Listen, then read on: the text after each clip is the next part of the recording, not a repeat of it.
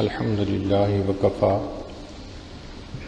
وسلام على عباده الذين اصطفى أما بعد أعوذ بالله من الشيطان الرجيم بسم الله الرحمن الرحيم بل الإنسان على نفسه بصيرة ولو ألقى معاذيره سبحان ربك رب العزة عما يصفون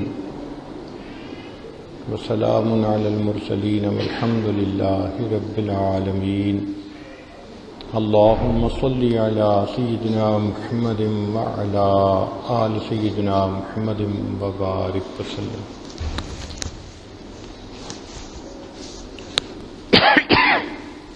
انسان دو چیزوں کا نام، ایک جسم اور دوسرا اس کی روح.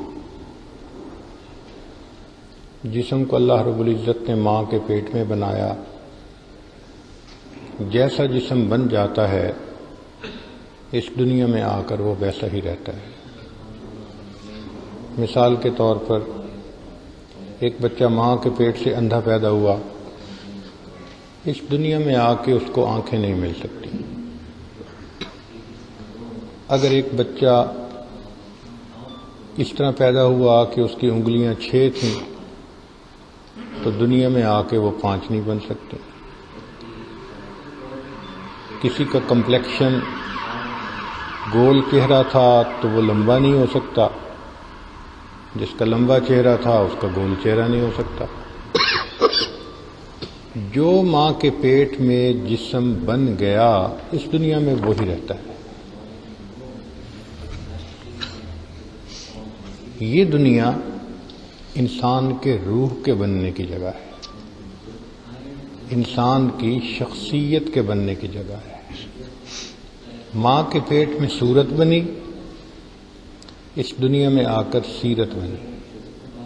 اب انسان جیسے اپنی سیرت بنا لے. اگر ایمان حاصل کر لیا تو یہ دنیا سے ایمان والا جائے گا، اگر نہ کر سکا تو آخرت میں جا کے ایمان نہیں ملے گا. یہ دنیا اخلاق بننے کی جگہ، اچھی عادات بننے کی جگہ، انسان کی سیرت کے بننے کی جگہ.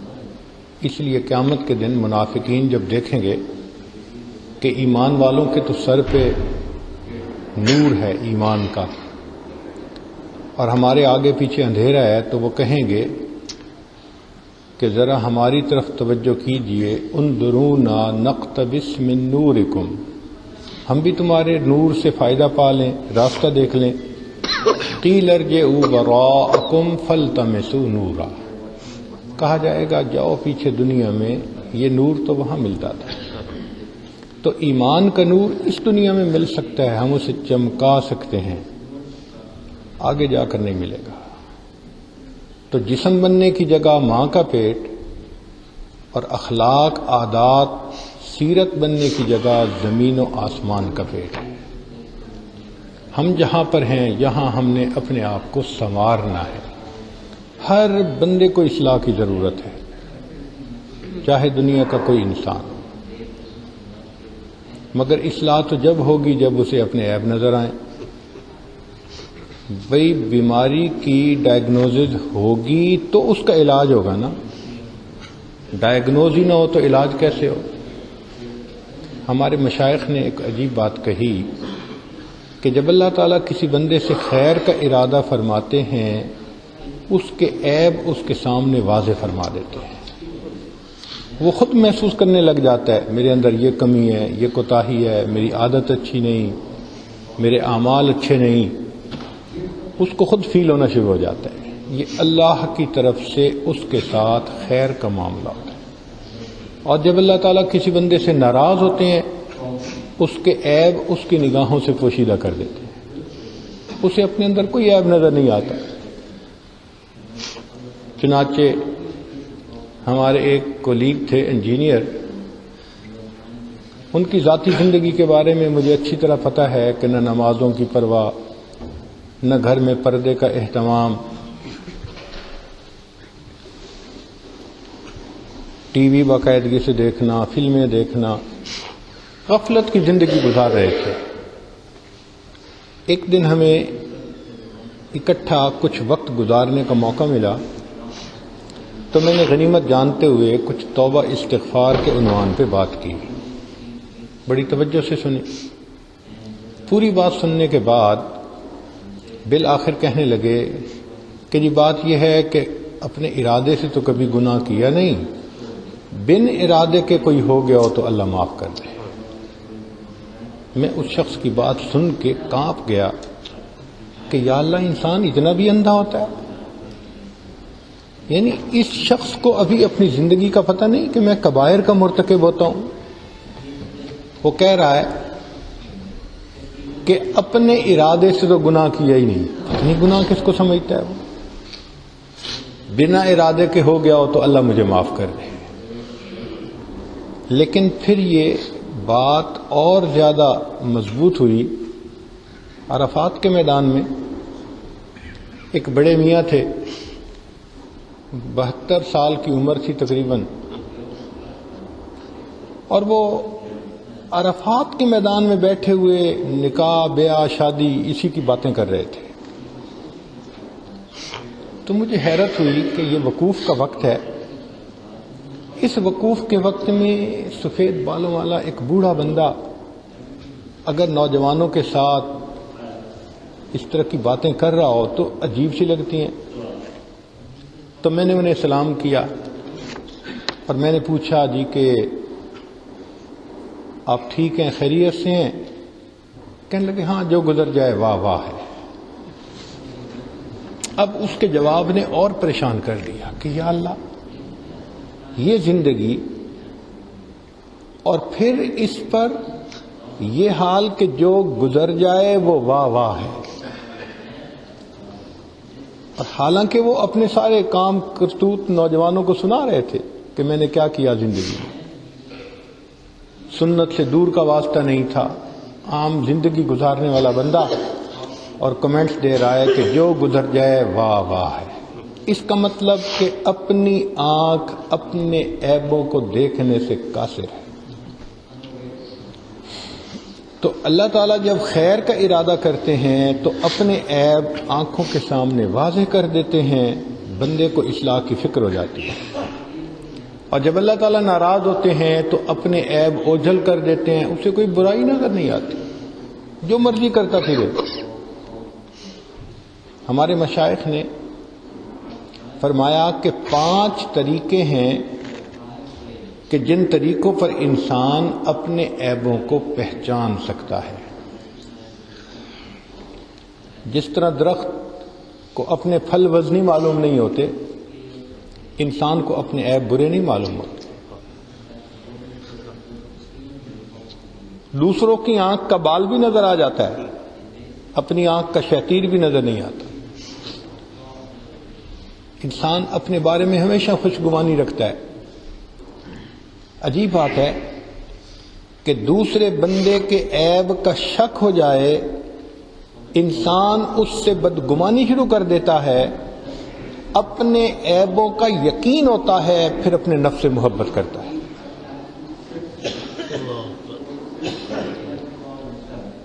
تو یہ ایک امپورٹنٹ ٹاپک ہے جو ہمیں سمجھنا چاہیے کہ ہم اپنے عیب کیسے پہچان سکتے ہیں. سب سے پہلا کام کہ انسان خود اپنے عیب نہیں صحیح طرح پہچان سکتا، اس کے لیے کسی دوسرے کی ضرورت ہوتی ہے. ایسے ہی مثال ہے کہ ڈاکٹر لوگ خود بیمار ہوتے ہیں تو اپنا علاج خود نہیں کرتے، کسی دوسرے ڈاکٹر سے جا کے چیک اپ کرواتے ہیں. وہ سمجھتے ہیں کہ دوسرا جو تھرڈ پرسن ہے وہ بہتر ہمارے بارے میں رائے قائم کرے گا کہ ہماری بیماری کیا ہے. سیلف میڈیکیشن سے وہ بچتے ہیں. اگر انسان اپنی اصلاح خود کر سکتا تو طالب علم فیل کیوں ہوتے؟ جو طالب علم امتحان دے رہا ہوتا ہے وہ تو دعائیں مانگ مانگ کے آیا ہے کہ میں پاس ہو جاؤں. وہ جو جواب لکھ رہا ہوتا ہے اپنی طرف سے صحیح لکھ رہا ہوتا ہے. اب جب امتحان ہوتا ہے اور ٹیچر ایگزامن کرتا ہے تو وہ اس کو فیل کر دیتا ہے اور پھر یہ ایکسیپٹ کرتا ہے کہ ہاں مجھ سے غلطی ہوئی. اس کا مطلب کہ لکھتے ہوئے تو جو ٹھیک سمجھ رہا تھا وہ غلطی تھی بیسیکلی.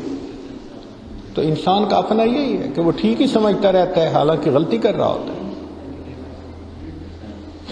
اس کے لیے سب سے پہلی بات جس سے کہ انسان کو اپنے عیبوں کا پتہ چلے وہ ہے کسی استاد کو استاد سمجھنا. دین کے معاملے میں کسی کو اپنا مربی، اپنا شیخ، اپنا استاد بنا لینا، یہ سب سے پہلا عمل ہے. کہتے ہیں جائے استاد خالی، استاد کی جگہ ہمیشہ خالی ہوتی ہے. کوئی کتنا ہی اچھا کیوں نہ بن جائے ابھی بھی امپرومنٹ کی گنجائش ہوتی ہے. انگلش میں کہتے ہیں کہ improvement, room of improvement is always there. چنانچہ ایک سمپل سی مثال ہے کہ ایک ٹیم فٹ بال میں پوری دنیا کی چیمپئن بنی. اب اس ٹیم کا ہر کھلاڑی بہترین کھیل کھیلتا ہے، لیکن جب اگلے سال مقابلہ ہوتا ہے پھر اس ٹیم کا کوچ ہوتا ہے. کوچ کی کیا ضرورت ہے بھائی؟ ہر کھلاڑی کھیلنا جانتا ہے، ہر کھلاڑی پچھلے سال چیمپئن ٹیم کا ممبر تھا، ان کو رولز کا پتہ ہے کیا کرنا ہے کیا نہیں کرنا. مگر نہیں، اتنے چیمپئنز کو بھی کسی ایڈوائز کرنے کی ضرورت ہوتی ہے.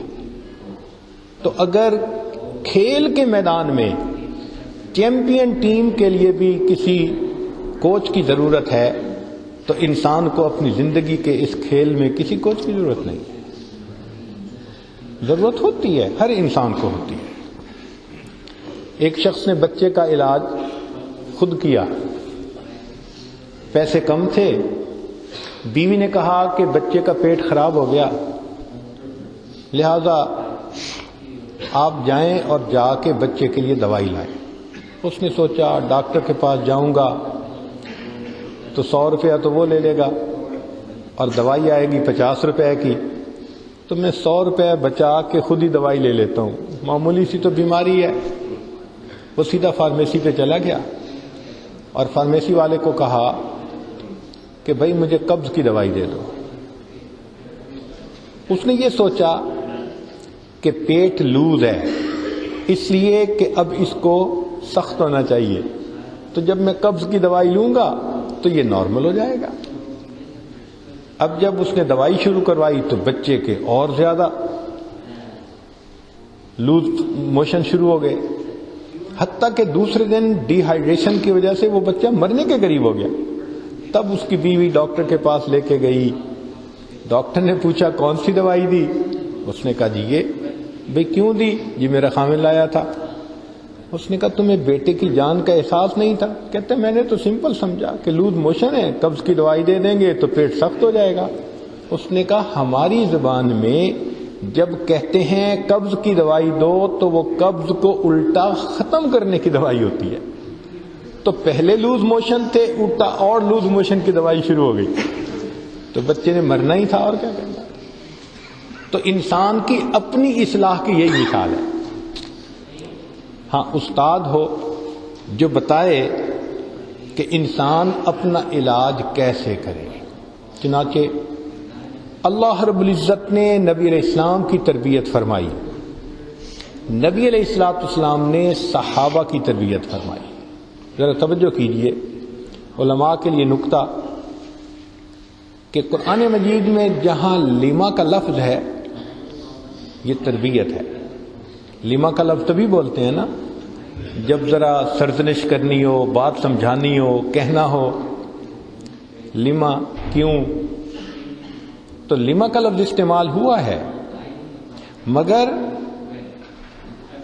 نبی علیہ السلام کے لیے اللہ نے جب استعمال فرمایا تو یا پہلے بخشش کا وعدہ یا بعد میں بخشش کا وعدہ. ریزن کیا تھی کہ اللہ تعالیٰ جانتے تھے کہ اللہ کے حبیب صلی اللہ علیہ وسلم کے دل میں عظمت الہی کتنی ہے، خشیت الہی کتنی ہے. وہ جانتے تھے کہ اگر بخشش کی خوشخبری کے بغیر لیما سے خطاب کر لیا برداشت کرنا مشکل ہو جائے گا. اس لیے فرمایا عفا اللہ عنک لما اذنت لہم. اب اصل مخاطب تو خطاب تو یہ کرنا تھا نا لما اذنت لہم، مگر پہلے خوشخبری عفا اللہ عنک لما اذنت.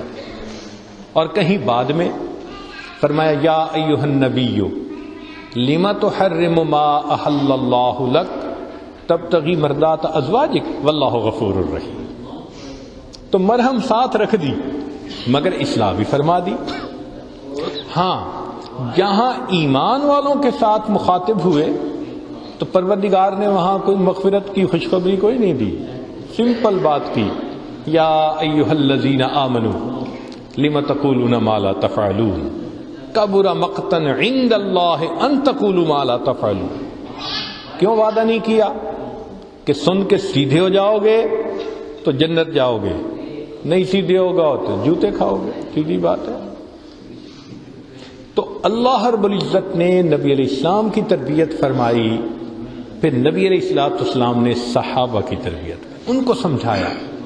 چنانچہ سب صحابہ نبی علیہ السلام سے دین سیکھتے تھے، دن میں رات میں مختلف اوقات میں نبی علیہ السلام سمجھاتے تھے کس چیز کو کیا کرنا ہے. حدیث پاک میں ہے نبی علیہ السلام رات کے وقت مسجد تشریف لائے، سیدنا صدیق اکبر رضی اللہ عنہ نفل پڑھ رہے ہیں اور آہستہ قرات کر رہے ہیں. سیدنا عمر رضی اللہ عنہ وہ بھی تہجد پڑھ رہے ہیں مگر ذرا جہر کے ساتھ قرات کر رہے ہیں.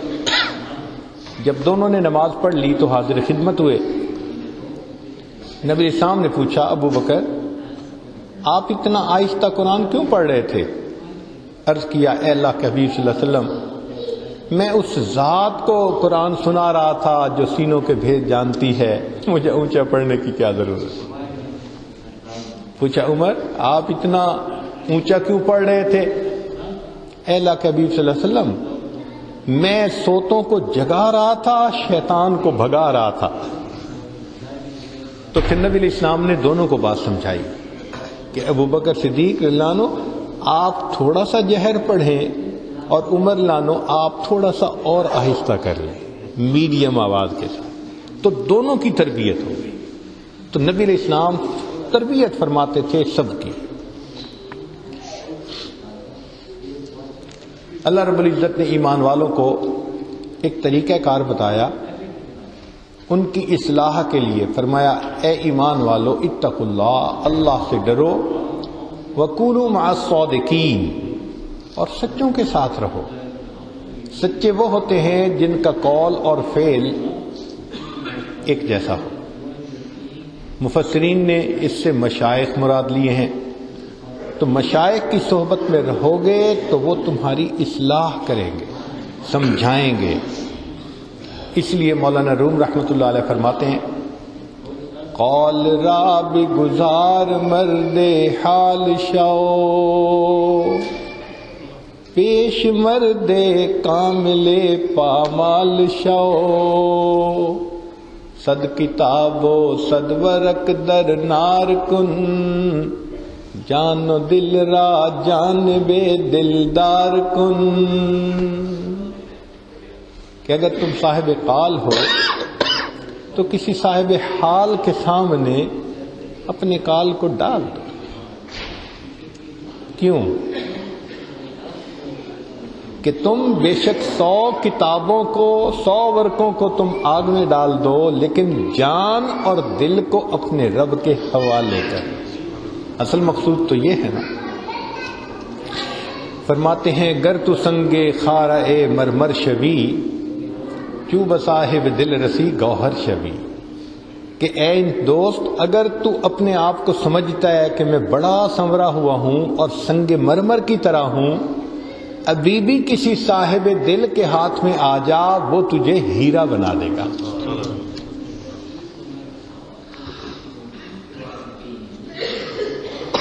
علامہ اقبال نے کہا اگر کوئی شعیب آئے میسر شبانی سے کلیمی 2 قدم ہے. سیدنا موسیٰ علیہ السلام بکریاں چراتے تھے، شعیب علیہ السلام کی صحبت ملی، اللہ نے نبوت کا درجہ عطا فرما دیا. تو شعیب ملنے کی دیر ہوتی ہے. ہمارے علاقائی زبان میں کسی شاعر نے پیالے کے بارے میں ایک عجیب شعر کہا کہ یہ پیالہ کیا ہوتا ہے؟ یہ گیلی مٹی بن کے کمہار کے ہاتھ میں آتا ہے، وہ اس کو پیالے کی شکل میں ڈھال دیتا ہے اور پھر اس کے بعد اس کو بھٹی میں رکھتا ہے تو یہ پکتا ہے، اور جب پکتا ہے تو محبوب کے ہاتھوں میں آتا ہے، محبوب اس کو استعمال کرتا ہے۔ تو عجیب شعر ہے، کہا مٹی بن کے کمہار دے وس پئیے تے پیالے والڑا بھیس وٹا لئیے، کہ ہم مٹی بن کے کسی کمہار کے ہاتھوں میں آ جائیں اور پیالے کی شکل حاصل کر لیں۔ مٹی بن کے کمہار دے وس پئیے تے پیالے والڑا بھیس وٹا لئیے، جے قسمت نال پک کے توڑ چڑھیے مزہ یار دے لباں دا پا لئیے۔ اور اگر ہم قسمت سے اس بھٹی میں سے پک کے نکل گئے، تیار ہو کے نکل گئے، تو ہمیں محبوب کے ہونٹوں سے لگنے کا موقع نصیب ہو جائے گا۔ اللہ ایسا ہی ہے کہ انسان کسی اللہ والے کے ساتھ تعلق جوڑے، اپنی اصلاح کے لیے فکر مند ہو، شریعت پر عمل کا مجاہدہ کرے۔ یہ شریعت پر عمل کا مجاہدہ نفس کے لیے بھٹی کی مانند ہے، اور پھر جب انسان پر شریعت لاگو ہوتی ہے تو یہ اتنا سنورتا ہے کہ پھر اللہ رب العزت اس سے پیار کرنے لگ جاتے ہیں۔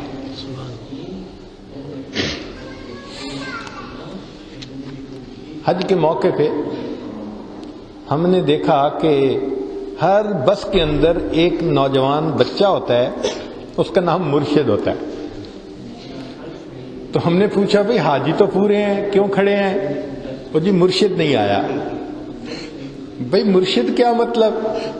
کہنے لگے کہ میدان عرفات میں منا میں جانے کے لیے راستوں کی کچھ اس موقع پہ ترتیب ہوتی ہے، وہ ہر بندے کو نہیں معلوم۔ تو کچھ ایسے نوجوان ہوتے ہیں ہر مکتب میں جن کو راستے سکھائے جاتے ہیں، وہ بس کو اپنی منزل پہ لے جانے کی مہارت رکھتے ہیں، اس لیے سارے حاجی موجود ہیں مگر بس کھڑی ہے، مرشد آئے گا تو بس چلے گی۔ تو جب ہم نے پہلی مرتبہ سنا تو ہم نے کہا الحمدللہ کہ ظاہری منزل پر پہنچنے کے لیے اگر مرشد کی ضرورت ہے تو روحانی منزل پر پہنچنے کے لیے بھی مرشد کی ضرورت ہے۔ اور آج کل تو سبحان اللہ اور کام آسان ہو گیا ہے، ایک انسٹرومنٹ آ گیا ہے، وہ جی پی ایس، ماشاءاللہ اس کے اوپر جہاں جانا ہو اس کا ایڈریس فیڈ کر دیتے ہیں اور پھر وہ بتاتا رہتا ہے اب رائٹ لے لیں، اب لیفٹ لے لیں، اور اب آپ اپنی منزل پہ پہنچ گئے۔ سبحان اللہ، راستے کو کہتے ہیں طریقہ، اور جو راستہ سمجھائے وہ شیخ ہوا۔ تو ماشاءاللہ آج کل تو ہر گاڑی میں پیر طریقت موجود ہے۔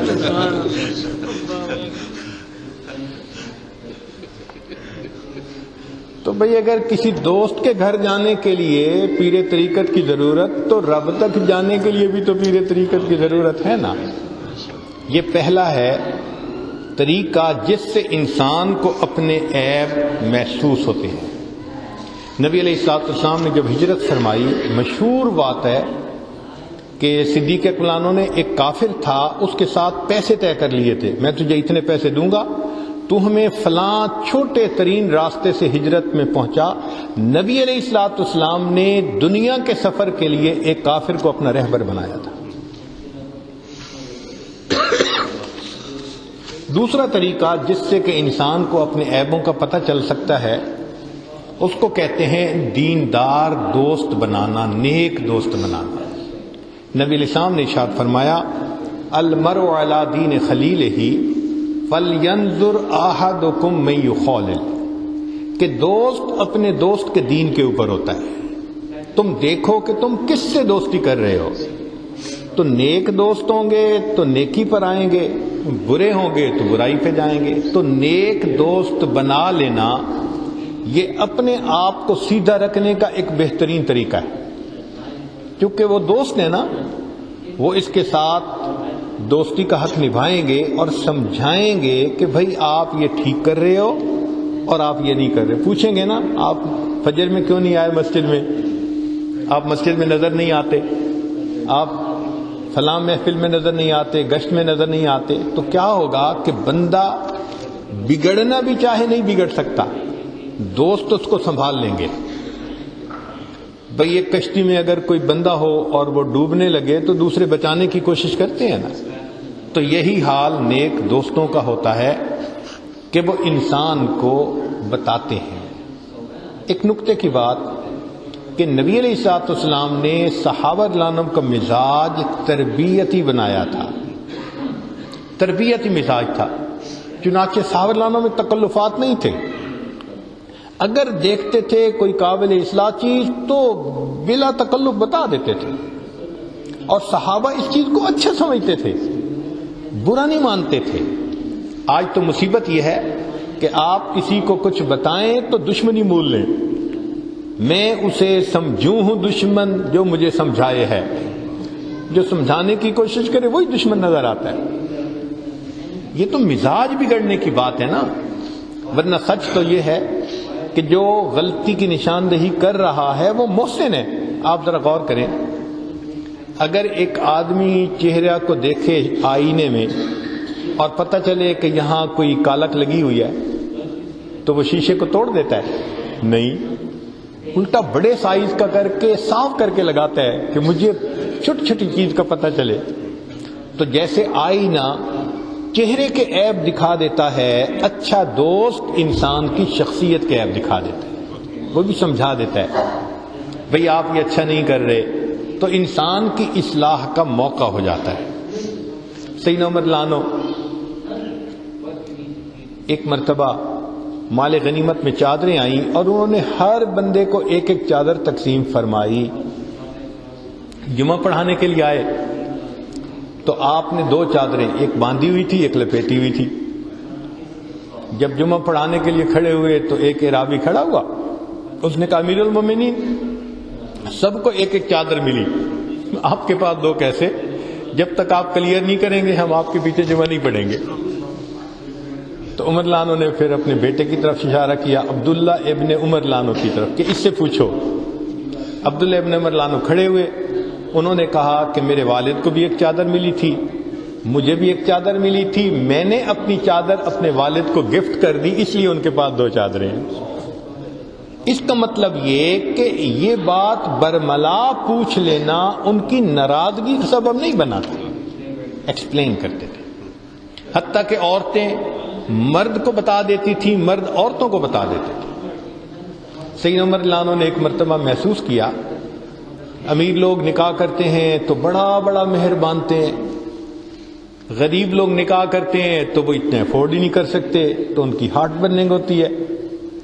تو ان کی طبیعت میں انتظام تھا.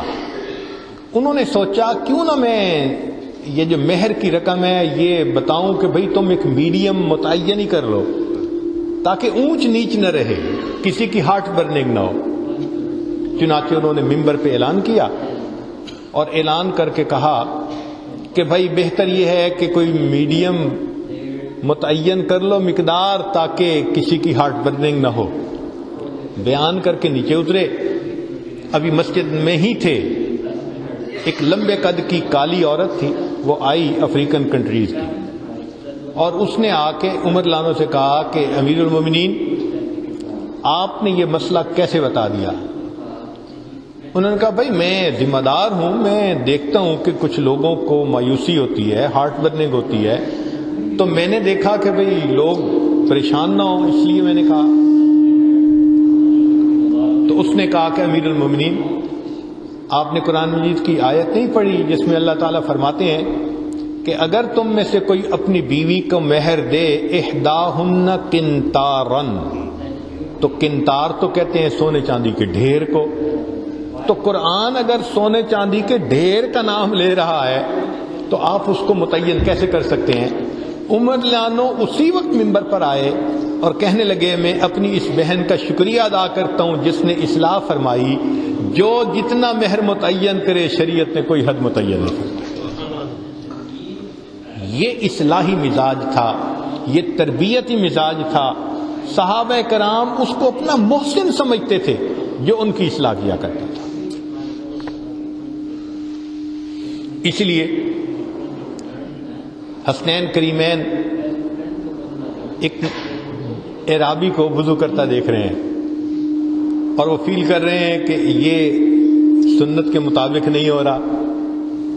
اب وہ چاہتے بھی ہیں کہ ہم ان کو بتائیں، مگر عمر بڑی. اللہ نے ان شہزادوں کو کیا سمجھ دی تھی. آپس میں مشورہ کرتے ہیں اور مشورہ کر کے ان کے پاس آتے ہیں اور کہتے ہیں کہ ہمیں آپ وضو کرنا سکھا دیں گے. ہم آپ کے سامنے وضو کرتے ہیں، آپ ہمیں ذرا دیکھ لیجیے ہم ٹھیک کرتے ہیں یا نہیں. انہوں نے کہا بہت اچھا. ان کے سامنے جب سنت کے مطابق وضو کیا تو اس بڑے میاں کو اپنی غلطی کا خود احساس ہو گیا. چھوٹے بڑوں کا جو ہے اصلاح فرما دیتے تھے، مگر ہاں لٹھ نہیں مارتے تھے، محبت پیار سے ایک اچھے طریقے سے بات کیا کرتے تھے. تو اصلاح تو بہرحال تھی نا. اور سیدنا عمر رضی اللہ عنہ وہ تو اپنے گورنروں کے اوپر اتنے سخت تھے کہ کوڑا لٹکائے رکھتے تھے، ایک ایک کی خبر پوچھتے تھے. اصلاح اس کے پیچھے تھی کہ کہیں دنیا ان کے دلوں پہ اثر نہ کوئی کر دے. چنانچہ حمص کے گورنر تھے حضرت سعید رضی اللہ تعالی عنہ. ان کے بارے میں اطلاع ملی جی کہ ان کے جو لوگ ہیں نا وہاں کے، وہ گورنر سے اتنے خوش نہیں ہیں. عمر لانو نے سفر فرمایا، وہاں پہنچے، لوگوں سے پہلے بات کی کہ بھئی تمہیں کیا شکایتیں ہیں. یہ کھلی کچہری تھی اس وقت کی. لوگوں نے کہا جی بڑے اچھے بندے ہیں، بڑے اچھے انسان ہیں، مگر ہمیں بس 3 پرابلمز ہیں. کون کون سے؟ کہنے لگے 3 پرابلم میں سے ایک تو یہ کہ یہ ایک تو صبح دیر سے آتے ہیں، فجر کے بعد سے ہی کام نہیں شروع کرتے، 10 بجے 11 بجے آتے ہیں، مگر سارا دن کام محنت سے کرتے ہیں. دوسرا پرابلم یہ کہ یہ رات کو دروازہ بند کر لیتے ہیں، کہتے ہیں بھئی دن میں میں کام کروں گا رات میں نہیں. یہ سیکنڈ پرابلم ہے ہمارا. اور تیسرا پرابلم یہ ہے کہ ہفتے میں ایک دن جو جمعے کا آتا ہے تو یہ فجر سے ظہر تک ہی غائب رہتے ہیں، ظہر کے بعد کام کرتے ہیں. بس یہ 3 مسئلے ہیں، اس کے علاوہ ٹھیک ہے سب کچھ. عمر لانو حیران تھے کہ میری جو شناخت ہے، بصیرت ہے، وہ اتنی بری تو نہیں کہ میں کسی ایسے بندے کو ریکمینڈ کروں کہ جو اہل ہی نہ ہو. تو انہوں نے کہا اچھا گورنر کو بلائیں، میں تمہارے سامنے ان سے پوچھتا ہوں. اب عجیب سی سچویشن، الگ نہیں پوچھ رہے کمرے میں جا کے، سب کے سامنے. بھئی لوگوں کو 3 شکایتیں ہیں، اب بتائیں ان تینوں کا جواب کیا ہے. تو گورنر کھڑے ہیں اور لوگ سن رہے ہیں. پہلی شکایت یہ کہ آپ صبح دیر سے کیوں آتے ہیں کام کے لیے. انہوں نے کہا کہ امیر المومنین میرے پاس نہ کوئی نوکر ہے، نہ خادم ہے، نہ غلام ہے، میں اپنے سارے کام خود کرتا ہوں، کھانا پکانا بھی مجھے خود پڑتا ہے. تو فجر کے بعد میں اپنے گھر کی صفائی، اپنا کھانا، ہر انتظام کر کے پھر نکلتا ہوں. مجھے اپنے کام سمیٹنے میں کچھ ٹائم لگتا ہے، اس لیے مجھے دیر ہو جاتی ہے. میں نے متعین کر دیا یہ ٹائم. عمر اللہ نے کہا ٹھیک ہے، بالکل یہ تو ایک ضروری چیز ہے. اچھا یہ بتائیں آپ رات کو دروازہ بند کر لیتے ہیں. امیر المومنین میں نے اپنا دن اللہ کی مخلوق کے لیے وقف کر دیا ہے اور میں نے اپنی رات اپنے اللہ کے لیے وقف کر دی ہے. میں رات کو اپنے رب کی عبادت کرتا ہوں، رب کو مناتا ہوں. اچھا یہ بھی ٹھیک ہے بھائی. اچھا یہ بتائیں کہ جمعہ کے دن آپ ظہر تک غائب ہی رہتے ہیں. امیر المومنین جو کپڑے میرے اوپر دیکھ رہے ہیں بس یہی ہیں، اس کے علاوہ نہیں ہے. میں پورا ہفتہ یہ کپڑے پہنتا ہوں، جمعہ کا دن آتا ہے تو میں تہبند باندھ کے یہ کپڑے اتارتا ہوں، خود اپنے ہاتھ سے دھوتا ہوں، پھر خشک ہونے کے بعد ان کو پہن کر آتا ہوں تو مجھے فجر سے ظہر کا وقت لگ جاتا ہے. عمر لانا نے کہا الحمدللہ میں نے جس بندے کو اس کام کے لیے چنا اللہ نے اس کے دل میں دنیا کی ذرہ برابر بھی محبت نہیں رکھی. تو ایک تربیتی مزاج تھا صحابہ کا، ایک دوسرے کی تربیت وہ فرماتے رہتے تھے. سیدنا عمر لانو کا ایک مقولہ ہے، سن لیجئے. فرمایا کرتے تھے میں اس شخص کے لیے مغفرت کی دعا کروں گا. سونے کی سیاہی سے لکھنے کے قابل ہے یہ بات. فرماتے تھے میں اس شخص کے لیے مغفرت کی دعا کروں گا جو میرے پاس میرے عیوب کا تحفہ لے کر آئے گا. جو شخص میرے پاس میرے عیوب کا تحفہ لے کر آئے گا میں اس کے لیے بخشش کی دعا کروں گا. سبحان اللہ. یہ وہ لوگ تھے جن کو اپنی اصلاح کی فکر تھی کہ ہم یہاں سے سنور کے دنیا سے اللہ کے سامنے پیش ہو جائیں.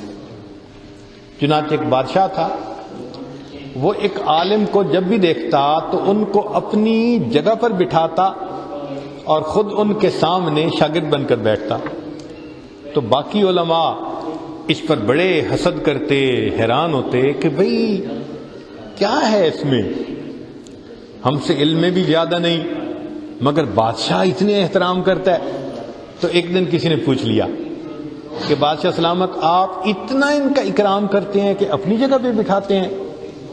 تو جب اس نے کہا تو بادشاہ نے کہا کہ ہاں وجہ یہ ہے آپ لوگ میرے پاس آتے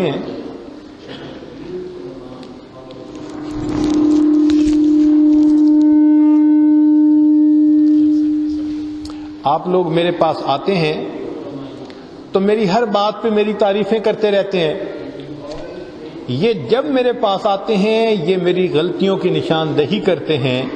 میرے دل میں ان کا احترام ہے، یہ میرے استاد کی مانند ہیں. جب آتے ہیں میں ان کو اپنی جگہ پہ بٹھاتا ہوں، ان کے سامنے خود شاگرد بن کے بیٹھتا ہوں. تو انسان کی اصلاح ہو تو پھر انسان دوسرے کا احسان مند بھی ہوتا ہے. ایک تیسرا طریقہ اپنے عیبوں کو محسوس کرنے کا، اس کا نام ہے مخالفین سے، حاسدین سے اور دشمنوں سے معلوم کرنا. اللہ کی شان، اللہ تعالیٰ بعض اوقات تھانے دار متعین کر دیتے ہیں. کچھ حاسدین ایسے ہوتے ہیں وہ چھوٹی چھوٹی باتوں کو زوم کر کے دیکھتے رہتے ہیں. ان کو اللہ نے خوردبین دی ہوتی ہے، مائکروسکوپ. وہ مائکروسکوپ فٹ کر کے بیٹھے ہوتے ہیں، چھوٹی چھوٹی بات کا بتنگڑ بنا دیتے ہیں. تو بندہ پریشان ہوتا ہے، اوہو حاسد نے یہ کہا. پریشان ہونے کی بات نہیں، یہ ہمارے تھانے دار ہیں، ہمیں سیدھا رکھتے ہیں. اگر یہ نہ ہوتے تو ہم سیدھا کیسے رہتے؟ اس لیے اس سے پریشان نہیں ہونا چاہیے بلکہ اللہ کا شکر ادا کرنا چاہیے. ہو سکتا ہے آپ نے دعا مانگی ہو اہدنا الصراط المستقیم، اللہ سیدھے رستے کی رہنمائی فرمانا، اللہ نے دعا قبول کر کے دو حاسد بنا دیے. ایک ادھر سے دیکھتا ہے ایک ادھر سے دیکھتا ہے، اب آپ کو سیدھا چلنا پڑتا ہے. تو ہمارے اکابر کا یہ بھی طریقہ رہا کہ دشمنوں کا نقطہ نظر سن کر پھر اپنی اصلاح کے بارے میں سوچا کرتے تھے. ایک بات ذہن میں رکھنا کہ جس شخص کو غلطی بتانے والا کوئی نہ ہو وہ شخص بہت زیادہ خطرے میں ہوا کرتا ہے. اب اس کو غلطی بتانے والا ہے ہی نہیں کوئی، یہ کیسے سیدھے رستے پہ رہے گا؟ چنانچہ باجید بستامی رحمۃ اللہ علیہ کو کسی نے دیکھا، اس نے کہا او ریاکار. تو فرمانے لگے کہ اتنے سالوں کے بعد آج ایک بندے نے میری حقیقت کو پہچانا. اتنے سالوں کے بعد ایک بندے نے میری حقیقت کو پہچانا.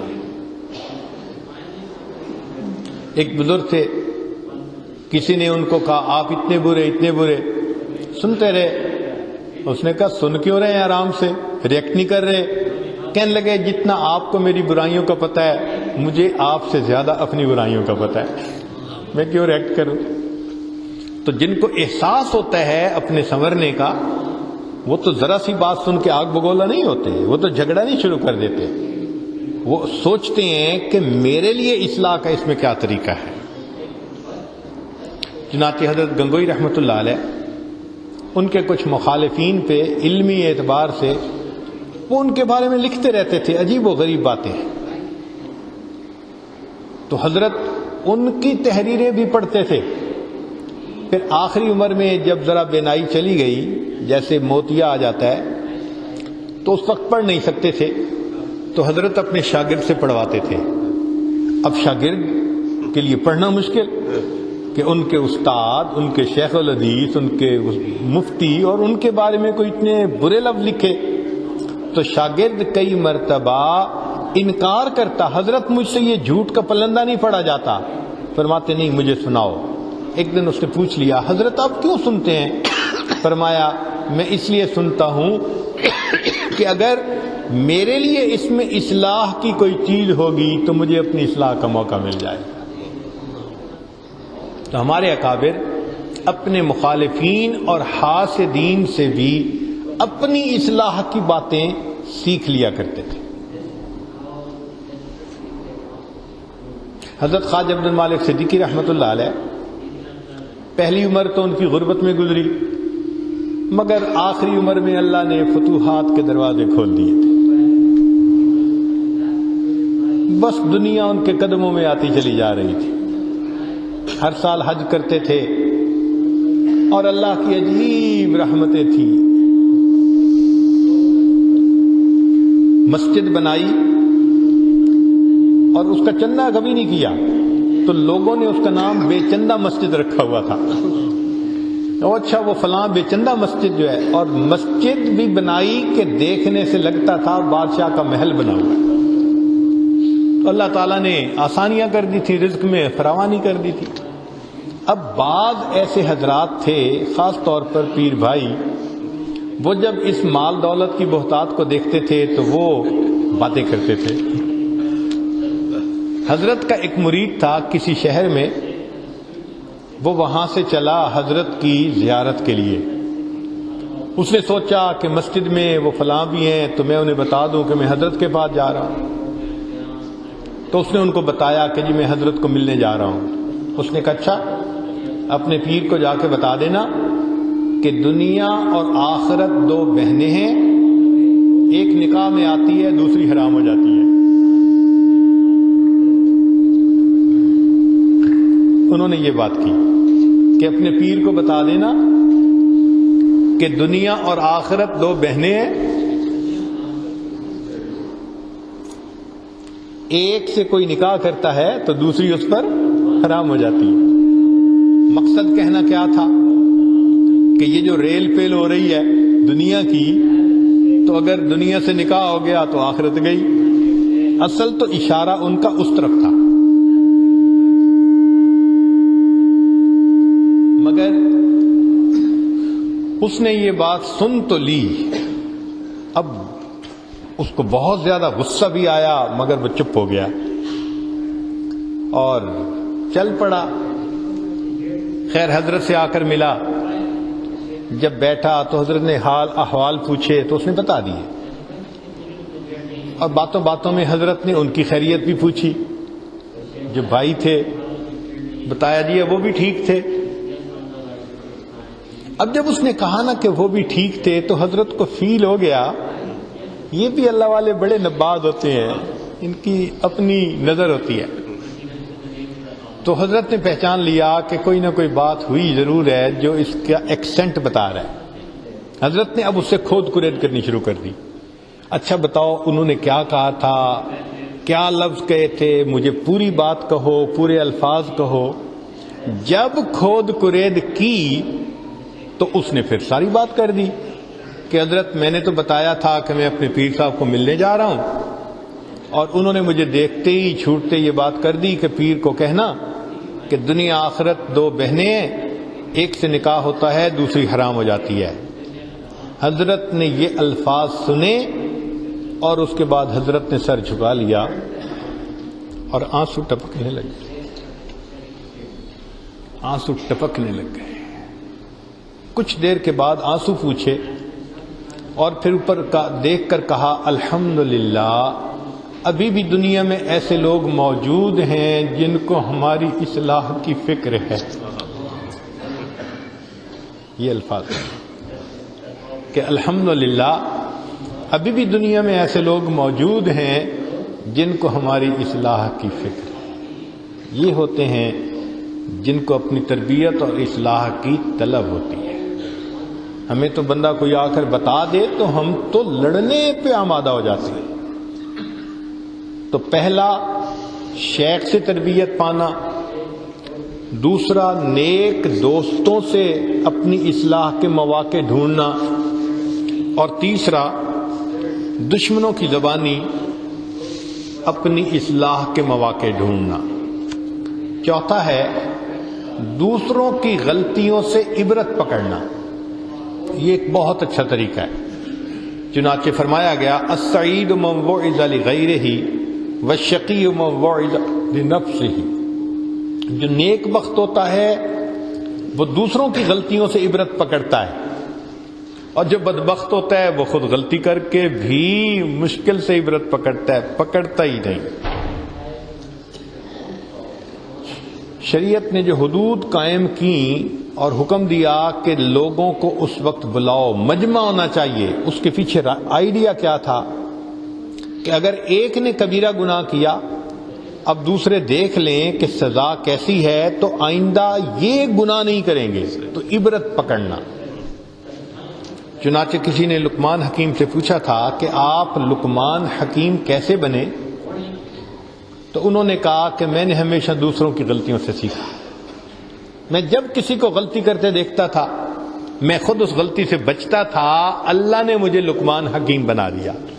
ایسی دانائی اللہ نے عطا فرما دی کہ اللہ نے ان کی باتوں کو قرآن کا حصہ بنا دیا اور قرآن مجید کی ایک سورت کا نام لقمان رکھ دیا۔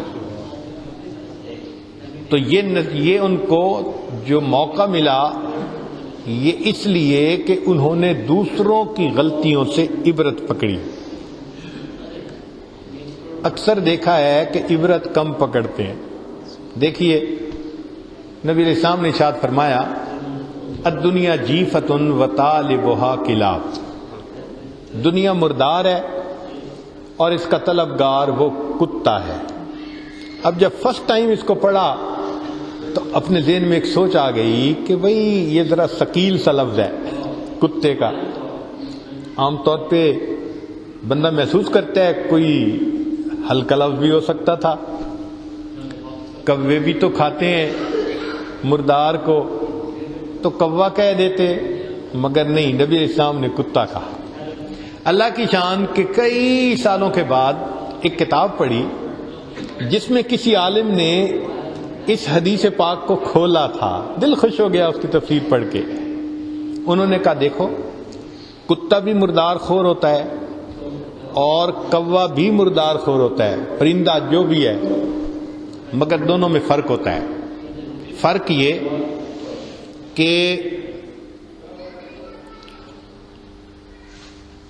کوا عبرت پکڑتا ہے اور کتا عبرت نہیں پکڑتا، دونوں میں ایک فرق تو یہ ہے۔ دوسرا فرق یہ کہ کتا اگر مردار کو کھاتا ہے تو غل مچا کے کھاتا ہے، شور مچاتا ہے، اوروں کو بھی بلاتا ہے، اور کتا اگر کھاتا ہے تو اکیلے کھانا پسند کرتا ہے۔ اس لیے کتے اور کوے کا کھانا یہ دو ڈیفرنٹ چیزیں ہیں۔ ہاں کتے کے ساتھ دنیا دار کی مشابہت کیوں ہے؟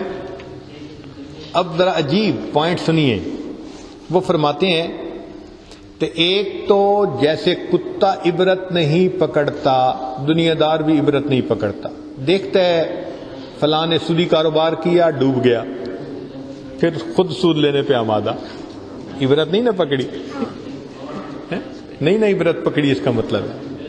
تو جیسے کتا عبرت نہیں پکڑتا دنیا دار بھی عبرت نہیں پڑتا۔ دوسری مماثلت کہ کتا اتنا بڑا جانور ہوتا ہے، کوئی دوسرا کتا آ جائے تو اس کے ساتھ لڑتا ہے کہ مجھے اکیلا کھانا ہے، حالانکہ وہ اس کی ضرورت سے کئی گنا زیادہ۔ تو جس طرح کتا اکیلا کھانا پسند کرتا ہے، دنیا دار بھی سارے کام کاروبار کا نفع اکیلا کھانا پسند کرتا ہے، وہ بھی کسی کو شریک نہیں کرنا پسند کرتا۔ تیسری بات کہ کتا اگر دن میں مردار کھاتا ہے، رات کو وہیں سوتا ہے، جاتا نہیں وہاں سے، تو دن میں بھی کھایا رات بھی وہیں۔ تو دنیا دار کی بھی مثال ایسے کہ دن میں دنیا دار دکان کے اندر اور رات کو دکان اس کے دل کے اندر، 24 گھنٹے اسی کی سوچ۔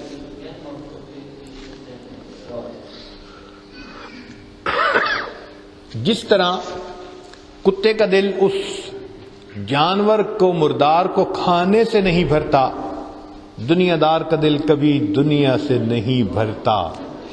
یہ جو کتنی مشابہتیں ہیں، اس وجہ سے نبی علیہ السلام نے فرمایا کہ دنیا مردار ہے اور اس کا طلبگار جو دین کو چھوڑ کے دنیا کے پیچھے بھاگتا ہے، اس کی مثال کتے کی مانند ہے۔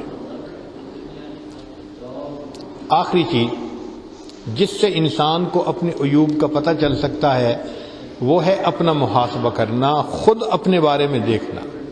اللہ تعالیٰ فرماتے ہیں بل الانسان علی نفسہ بصیرہ، انسان اپنے آپ سے اچھی طرح واقف ہوتا ہے، ولو القی معاذیرہ، اگرچہ بہانے کرتا پھر لوگوں کے سامنے بھلا منہ چمکا کے آ جائے، اس کو پتہ ہوتا ہے میرے اندر سے میرا چہرہ کیسا ہے، اپنی اوقات کا پتہ ہوتا ہے۔ ہر بندہ جانتا ہے میں کتنے پانی میں ہوں، دوسروں کے سامنے جو بنتا پھرے۔ تو کبھی کبھی انسان اپنے آپ کو ضمیر کی عدالت کے کٹہرے میں کھڑا کر کے پوچھے کہ میں کیا ہوں، کبھی اپنے دل سے گواہی مانگے۔ دل وہ گواہ ہے جو کبھی رشوت قبول نہیں کرتا، ہمیشہ سچی گواہی دیتا ہے۔ تو اپنے دل سے اپنے بارے میں فتویٰ لیا کریں کہ میں کیا ہوں۔ دل کہے گا تمہارے اندر کھوٹ ہے، تمہارے اندر نفاق ہے، تمہارا قول اور فعل اور، اوقات کا پتہ چل جائے گا، کسی اور کے پاس جانے کی ضرورت ہی کیا ہے۔ اس لیے فرمایا حاسبوا قبل ان تحاسبوا، اس سے پہلے کہ تمہارا محاسبہ کیا جائے تم اپنا محاسبہ خود کر لو۔ جو بندہ اپنا محاسبہ کرتا ہے پھر اللہ اس کے عیب اس کے سامنے کھولتے ہیں تو وہ اپنی اصلاح کرتا چلا جاتا ہے۔ حضرت خواجہ برہان الدین غریب رحمۃ اللہ علیہ سے ان کے ایک عالم تھے، بیعت تھے، انہوں نے کہا کہ حضرت میرے ساتھ عجیب معاملہ ہے۔ پوچھا کیا؟ کہنے لگا حضرت جتنے میں اپنے عیب کی اصلاح کرنے کی کوشش کرتا ہوں اتنے عیب مجھے اور نظر آتے ہیں۔ تو فرمایا یہی ایمان کامل کی نشانی ہے، یہی ایمان کامل کی نشانی ہے کہ جتنی غلطیاں نظر آئیں آپ ان کو درست کریں، آپ کو اور اتنی غلطیاں نظر آئیں گی۔ یہ تو آن گوئنگ پروسیس ہے پوری زندگی کا کہ انسان اپنی اصلاح کے پیچھے لگا رہے۔ چنانچہ معروف کرخی رحمۃ اللہ علیہ سے کسی نے کہا کہ حضرت آپ تو بڑے بزرگ ہیں، کہنے لگے سنو میرا اپنے بارے میں رائے یہ ہے کہ اگر اس مسجد میں اعلان ہو کہ جو شخص سب سے زیادہ برا وہ مسجد سے نکل جائے تو پوری مسجد میں سب سے پہلے میں نکلوں گا، مجھ سے پہلے کوئی نہیں نکل سکتا۔ اپنے بارے میں ان کا یہ معاملہ ہوتا تھا۔ اب یہاں تک کی باتیں تو ذرا آسان تھیں سمجھنی، ایک ذرا ثقیل سی بات ہے، سمجھنی بھی ذرا مشکل ہے۔ تو جی چاہ رہا ہے کہ وہ بھی آج کھول دی جائے، کیوں جی؟ اجازت ہے؟ امام ربانی حضرت مجد علی ثانی رحمۃ اللہ علیہ نے لکھا ہے کہ جس بندے نے اپنے اندر سے تکبر اور عجب کو ختم کرنا ہو اس کو چاہیے کہ وہ اپنے کو دوسروں سے کمتر سمجھے، اپنے کو دوسروں سے کمتر سمجھے، چھوٹے سے بھی بڑے سے بھی، نیک سے بھی بد سے بھی، چھوٹے سے بھی بڑے سے بھی اپنے کو کم سمجھے، نیک سے بھی اور بد سے بھی اور کافر سے بھی، حتیٰ کہ جانور سے بھی۔ اب یہ تھوڑا سا ثقیل مسئلہ ہے مگر اس کو ذرا کھولتے ہیں۔ دیکھیں چھوٹے سے اپنے کو کم سمجھنا، اس کا آسان طریقہ یہ ہے کہ یہ چھوٹا ہے، اس کو تو وہ گناہ کرنے کا موقع ہی نہیں ملا جو میں کر چکا ہوں، تو بھائی یہ مجھ سے اچھا ہے۔ بات سمجھ میں آتی ہے؟ جو عمر میں بڑا ہو اس کے بارے میں سوچے او میری تو عمر ہی اتنی نہیں جتنی نیکیاں یہ کر چکا، اس نے تو زندگی کے اتنے رمضان گزار لیے، اتنی نمازیں پڑھ لی تو یقیناً یہ تو مجھ سے بہت اچھا ہے. تو چھوٹے اور بڑے کو اپنے سے بہتر سمجھنا یہ ذرا آسان ہے. پھر نیک کو اپنے سے بہتر سمجھنا یہ بھی آسان ہے، مگر برے کو بہتر سمجھنا اس کا طریقہ یہ کہ انسان یہ سوچے کہ وہ اگرچہ برا ہے مگر اس وقت ہے نا. اور شریعت کا اصول یہ ہے کہ جو بندہ سچی توبہ کرتا ہے اولئک یبدل اللہ سیئاتہم حسنات، اللہ گناہوں کو نیکیوں میں بدل دیتے ہیں. لہذا یہ بندہ اگر ابھی توبہ کر لے گا تو اتنے گناہ نیکیاں بن جائیں گے، یہ پھر مجھ سے بہتر ہو جائے گا. تو نیک کو حالن اپنے سے اعلیٰ سمجھے اور برے کو معالن اپنے سے اعلیٰ سمجھے. بھئی گنجائش تو ہے نا، آج توبہ کر لے آگے نکل جائے گا. نبی علیہ السلام نے فرمایا خیارکم فی الجاہلیت خیارکم فی الاسلام اذا فقہوا، کہ جب جو برائی میں تم سے آگے نکلا ہوا ہو، جب اس کو دین کی سمجھ آئے گی اور وہ نیکی پہ آئے گا، وہ نیکی میں بھی تم سے آگے نکل جائے گا. تو برے کی برائی سے نفرت ہونی چاہیے، برے سے نفرت نہیں ہونی چاہیے. یہ بات ذرا سمجھیے، برائی سے نفرت ہونی چاہیے، برے سے نفرت نہیں ہونی چاہیے. اس کی مثال ایسے ہی ہے کہ جیسے ڈاکٹر لوگ ہوتے ہیں، وہ بیماری سے بچتے ہیں، ڈرتے ہیں، گلوز پہنتے ہیں، اپنے آپ کو فوراً وہ کیمیکل چھڑکتے ہیں کہ جس سے ان پر کوئی جراثیم عمل نہ کر سکے، فلاں نہ کر سکے. مگر وہ بیمار سے تو نفرت نہیں نہ کرتے. بیمار کو تو گلے لگا رہے ہوتے ہیں، بیمار کا تو آپریشن کر رہے ہوتے ہیں، اس کی خاطر محنت کر رہے ہوتے ہیں، راتوں کو جاگ رہے ہوتے ہیں. تو جیسے ڈاکٹر بیمار سے نفرت نہیں کرتا، بیماری سے نفرت کرتا ہے، ہم بدکار سے نفرت نہ کریں، بدکاری سے نفرت کریں، برائی سے نفرت کریں. اور اس کی دلیل حدیث پاک سے کہ نبی علیہ الصلوۃ والسلام نے کچا پیاز کھانے سے منع فرمایا، مگر یہ نہیں کہا کہ میں پیاز سے نفرت کرتا ہوں. محبوب صلی اللہ علیہ وسلم کا دانائی کا کیا کلام تھا، حکیمانہ، فرمایا انی اکرہ ریحھا، میں اس کی بری مہک کو ناپسند کرتا ہوں. اس کا مطلب یہ ہے کہ اگر اسی پیاز کو آپ سرکے میں ڈال دیں اور اس کی بری مہک ختم ہو جائے تو آپ کھا سکتے ہیں. اسی کو آگ پہ پکا لیں اور اگر اس کی مہک ختم ہو جائے تو کھا سکتے ہیں، پھر نفرت کرنے کی کوئی ضرورت نہیں. تو نبی علیہ السلام نے پیاز سے نفرت نہیں فرمائی، پیاز کی بو سے نفرت فرمائی. تو ہمیں برے سے نفرت نہیں کرنی بلکہ اس کی برائی سے نفرت کرنی. اب یہ 4 باتیں سمجھ میں آ گئیں. چھوٹے کو بھی اپنے سے اچھا سمجھے، بڑے کو بھی اپنے سے اچھا سمجھے، نیک کو بھی اپنے سے اچھا سمجھے اور برے کو بھی اپنے سے اچھا سمجھے. تو آگے کافر کو بھی، وہ کیسے؟ کہ حدیث پاک ہے کہ جو بندہ کلمہ پڑھ لیتا ہے، الاسلام یہدم ما کان قبلہ، جو پیچھے کے سب گناہ ہوتے ہیں کلمہ پڑھنے سے اللہ سب گناہوں کو معاف فرما دیتا. تو بھئی پوٹینشل تو اس میں بھی ہے. وہ آج کلمہ پڑھ لے، اس کے گناہ 0، ہمارے سر پہ تو پہاڑوں جیسے گناہ ہے. اس لیے اس کے بارے میں بھی ایک حسن ظن رکھے کہ اللہ کا بندہ ہے، کسی وقت کلمہ پڑھ سکتا ہے. تو یہ بات بھی کچھ سمجھ میں آ گئی. لیکن چوتھی بات سمجھنا کہ جانور اچھے، وہ تو سمجھ میں نہیں آتی. انسان کہتا ہے میں انسان ہوں، اشرف المخلوقات ہوں، جانور کیسے اچھے؟ مگر حضرت مجدد ثانی رحمۃ اللہ نے جو لکھا ہے نا، قرآن نے بھی اس کی تصدیق کر دی.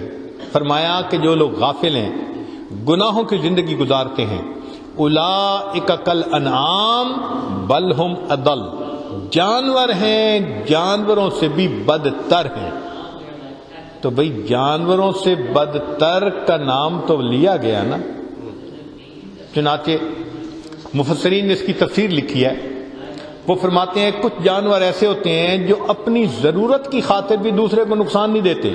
مثلا گائے، بھینس بھوکی پیاسی ہوگی تو بیٹھی رہے گی، یہ نہیں کہ بھوک کی وجہ سے دوسرے کو ٹکر مار دے گی. ایسا نہیں کرے گی، بس اپنے اوپر برداشت کرے گی. یہ جانوروں میں سے سب سے بہتر قسم. ایک جانوروں کی دوسری قسم ہے، یہ وہ ہے کہ جو پیٹ بھرا ہو تو کسی کو کچھ نہیں کہتے،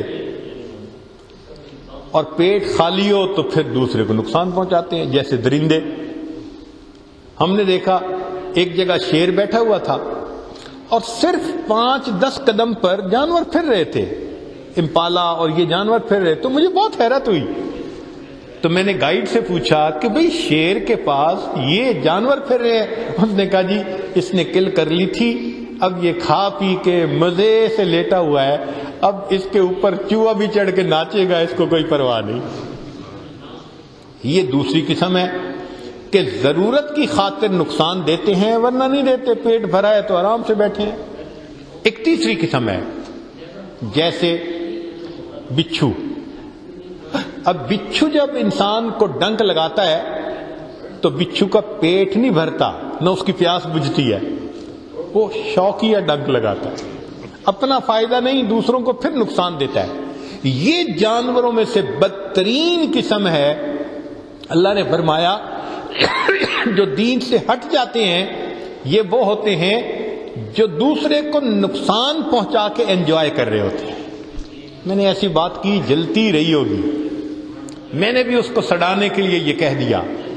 انسان دوسرے کو دکھ دیتا ہے اور اس کے دکھ کے اوپر خوش ہو رہا ہوتا ہے، تو یہ تو پھر بچھو سے بھی بدتر والی بات بن گئی. تو قرآن مجید نے سچ کہا کہ جانور ہیں، جانوروں سے بھی بدتر ہیں یہ انسان جو دوسرے کو تکلیف پہنچاتے ہیں اور ان کی تکلیف پہ خوشیاں مناتے ہیں. تو پتہ چلا کہ بھئی بات ہے تو ٹھیک کہ بعض جانور انسان سے بہتر، مگر ہم اس کا تھوڑا انالیسس کر لیتے ہیں. وہ کیسے؟ کتا ایک جانور ہے، اس کے بارے میں علماء نے لکھا ہے کہ کتے میں 10 صفات ایسی ہیں کہ ایک صفت انسان میں آ جائے تو وہ اللہ کا ولی بن جائے. کتے میں 10 صفات ایسی ہیں، کتابوں میں لکھی ہیں. مثال کے طور پہ کتے میں زہد ہوتا ہے، نہ گھر ہوتا ہے نہ کوئی چیز جمع کر کے رکھتا ہے، زاہدوں جیسی زندگی.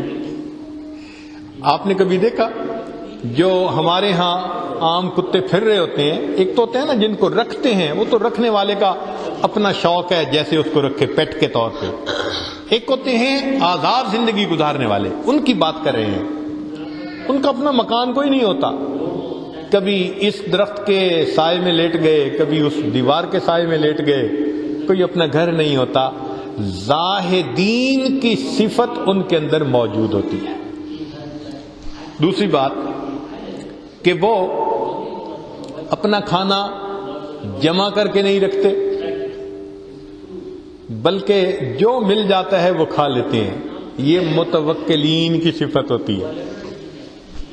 پھر تیسری بات، مالک اپنے بچوں کے ساتھ بیٹھا کھانا کھا رہا ہے اور کتا بھوکا ہے اور سامنے بیٹھا ہے، یہ کبھی بچے پہ حملہ کر کے اسے روٹی نہیں چھینے گا، بس پیچھے بیٹھا دیکھتا رہے گا اور اپنے مالک کے اشارے کا منتظر رہے گا. یہ خاشعین کی علامت ہے. ساری رات جاگ کے مالک کے گھر کا پہرا دیتا ہے، یہ عابدین کی علامت ہے جو ساری رات اللہ کی عبادت کرتے ہیں. تو 10 صفات لکھی ہیں کہ جن میں سے ایک صفت بھی بندے میں آ جائے تو ولی بن جائے. 10 صفات اس کے اندر ہے. جتنا ٹکڑا مالک ڈالے یہ جھگڑا نہیں کرتا کہ مجھے زیادہ کیوں نہیں دیا گیا، اسی پہ خوش ہو جاتا ہے. یہ راضیین کی علامت ہے، مالک سے راضی رہنے والے. تو 10 صفات بتائیں. اب بتائیں اس میں 10 صفات ایسی ہیں، ہمارے اندر بھئی کون سی صفت ہے ولایت والی؟ نظر ہی نہیں آتی. جو فسق و فجور دنیا کا ہے اگر ہم دیکھیں تو سچی بات ہے ہمیں اپنے اندر وہ نظر آتا ہے. اس کا مطلب یہ کہ ہم اپنے مالک کے اتنے وفادار نہیں جتنا یہ کتا اپنے مالک کا وفادار ہوتا ہے. کتے کی وفاداری کا تو مشہور واقعہ سنا آپ نے. کسی ملک میں ایک سکول ٹیچر تھا جو دوسرے شہر سکول میں پڑھانے جاتا تھا ٹرین کے ذریعے سے. تو کتا اس کو صبح کے وقت اسٹیشن تک چھوڑتا تھا اور جب شام واپس آنے کا وقت ہوتا تو اسٹیشن پہ جا کے اس کا استقبال کرتا تھا۔ اللہ کی شان کہ اس ٹیچر کی دوسرے شہر سے آتے ہوئے گاڑی کا ایکسیڈنٹ ہوا، ریل گاڑی کا، اور وہ فوت ہو گیا۔ اب کتے کو تو نہیں پتا کیا ہوا، کہتے ہیں کہ یہ کتا 9 سال تک روزانہ 2 مرتبہ اسٹیشن پہ جا کے اس کا انتظار کرتا تھا۔ یہ اپنے مالک کا زیادہ وفادار ہے۔ ہمارا تو یہ حال ہے، اللہ کا دیا کھاتے ہیں اور اللہ کا منادی اللہ اکبر کر کے بلاتا ہے اور ہم گھر میں سوئے پڑے رہتے ہیں، اللہ کے گھر میں ہی نہیں آتے۔ ہم تو زیادہ نمک حرامی کرتے ہیں اپنے رب کے۔ حکم شریعت دیکھتے ہیں، توڑتے ہیں، یہ توڑا وہ توڑا، تو ہم اپنے مالک کے فرما بردار کہاں سے آ گئے؟ الا ماشاء اللہ۔ تو معلوم ہوا کہ کتا اپنے مالک کا زیادہ وفادار، مطیع اور فرما بردار۔ اور ایک چیز اس میں اور دیکھی کہ یہ مالک کا در نہیں چھوڑتا۔ چنانچہ ہم نے دیکھا کہ مالک اگر کتے کو کسی وجہ سے ڈنڈے لگائے، جوتے لگائے، یہ جوتے کھا کے چلا جائے گا، پھر تھوڑی دیر کے بعد اسی کے دروازے پہ۔ یہ جوتے کھا کے بھی مالک کا در نہیں چھوڑتا۔ ہمارے کاروبار میں تھوڑا سا پرابلم آئے، ہم مسجد کا دروازہ چھوڑ بیٹھتے، بھئی مسجد نہیں آتے، اور جی کاروبار ٹھیک ہوگا تو مسجد آؤں گا۔ تو ہم تو اپنے مالک کا دروازہ بھول گئے نا۔ تو اس میں صفات زیادہ ہیں ہم سے۔ ہمارے علاقے میں، قریب کے علاقے میں ایک بزرگ گزرے، ان کے کچھ اشعار ہیں پنجابی زبان کے، جو نہیں سمجھیں گے ان کے لیے ترجمہ انشاءاللہ کر دیا جائے گا۔ فرماتے ہیں، راتی جاگیں تے شیخ سڈاویں، راتی جاگن کتے تیتھوں اتے، کہ تو رات کو جاگتا ہے اور اپنے آپ کو بڑا شیخ کہلواتا ہے، اور رات کو تو کتے جاگتے ہیں، وہ بھی تو اس سے اوپر۔ راتی جاگیں تے شیخ سڈاویں، راتی جاگن کتے تیتھوں اتے، رکھا سکھا ٹکڑا کھا کے، دن جا رکھاں وچ ستے تیتھوں اتے۔ تو رات کی ڈیوٹی کرتا ہے تو گھر آ کے نرم بستر پہ سوتا ہے، اور بیوی کو کہتا ہے خبردار بچوں کی آواز آئی میری نیند ڈسٹرب نہ ہو، کرفیو لگا ہوتا ہے گھر میں۔ اور یہ کتا ساری رات مالک کے گھر کا پہرا دیتا ہے، اس کے سونے کے لیے بستر کوئی نہیں ہوتا۔ یہ پھر کسی دیوار کے ساتھ لگ کے سردی گرمی برداشت کرتا وہی سو جاتا ہے۔ یہ تو اس سے بہتر ہوا۔ راتی جاگیں تے شیخ سڈاویں، راتی جاگن کتے تیتھوں اتے، رکھا سکھا ٹکڑا کھا کے، دن جا رکھاں وچ ستے تیتھوں اتے، در مالک دا مول نہ چھوڑن، بھاویں مارے 100 جتے تیتھوں اتے۔ یہ کتا مالک کا در نہیں چھوڑتا، اگرچہ مالک 100 جوتے اس کتے کو مارے، اور تیرے کام کاروبار میں ذرا سی کمی آتی ہے مسجد چھوڑ دیتا ہے۔ یہ تو تجھ سے بہتر ہے۔ اللہ اکبر۔ راتی جاگیں تے شیخ سڈاویں، راتی جاگن کتے تیتھوں اتے، رکھا سکھا ٹکڑا کھا کے، دن جا رکھاں وچ ستے تیتھوں اتے، در مالک دا مول نہ چھوڑن، بھاویں مارے 100 جتے تیتھوں اتے۔ اٹھ بلیا تو یار منا لے، نہیں تے بازی لے گئے کتے تیتھوں اتے۔ اے بلے شاہ سویا پڑا ہے، اٹھ تو بھی اٹھ کے اپنے یار کو منا لے، ورنہ تو یہ جانور تجھ سے اچھے بن گئے۔ اور واقعی بات ایسی ہوتی ہے، اللہ کا دیا کھاتے ہیں، تہجد تو کیا فجر کی نماز بھی نصیب نہیں ہوتی، ہم کہاں اپنے مالک کے وفادار نکل آئے۔ تو اگر دیکھیں تو واقعی جانور اس لحاظ سے ہم سے بہتر ہے۔ تو اگر انسان اس نظر سے سوچے گا تو پھر وہ کہے گا نہیں مجھے تو بہت امپروومنٹ کی ضرورت ہے، پھر اس کو اپنی اصلاح کی فکر لگے گی، تکبر ختم ہو جائے گا، عجب ختم ہو جائے گا، کوئی اپنی عبادت پہ ناز نہیں کرے گا، بلکہ ہر کوئی اپنی اصلاح کے لیے تیار رہے گا۔ پھر اگر کوئی غلطی کی نشاندہی کرے گا تو جھگڑے گا نہیں اس سے کہ تم ہوتے کون ہو بات کرنے والے، بلکہ کہے گا ہاں اس نے جو بتایا ٹھیک بتایا۔ جس کو اپنی غلطیاں نظر آتی ہیں پھر اس کی نظر دوسروں کی غلطیوں پہ نہیں پڑتی۔ اس مضمون کے آخر پہ میں بہادر شاہ کا ایک شعر پڑھتا ہوں، واقعی شاہانہ کلام کیا ہے، کیا خوبصورت شعر، ساری زندگی میرے پسندیدہ اشعار میں سے یہ ایک شعر رہا ہے، کیا خوبصورت بات کہی ہے، سنیے گا۔ فرماتے ہیں نہ تھی اپنی برائیوں کی جو خبر، رہے دیکھتے اوروں کے عیب و ہنر، نہ تھی اپنی برائیوں کی جو خبر، رہے دیکھتے اوروں کے عیب و ہنر، پڑی اپنی برائیوں پہ جو نظر تو نگاہ میں کوئی برا نہ رہا۔ جب اپنی برائیوں پہ نظر پڑ جاتی ہے پھر سب اچھے ہوتے ہیں، سب اپنے سے اعلیٰ نظر آتے ہیں۔ اللہ کرے کہ ہم ایسے ہی بن جائیں کہ اپنی برائیاں ہمارے سامنے کھل جائیں اور ہم دوسروں کے بارے میں اچھی رائے رکھنے والے، سب مسلمان بھائیوں سے، انسانوں سے محبت رکھنے والے بن جائیں۔ وآخر دعوانا ان الحمد للہ رب العالمین۔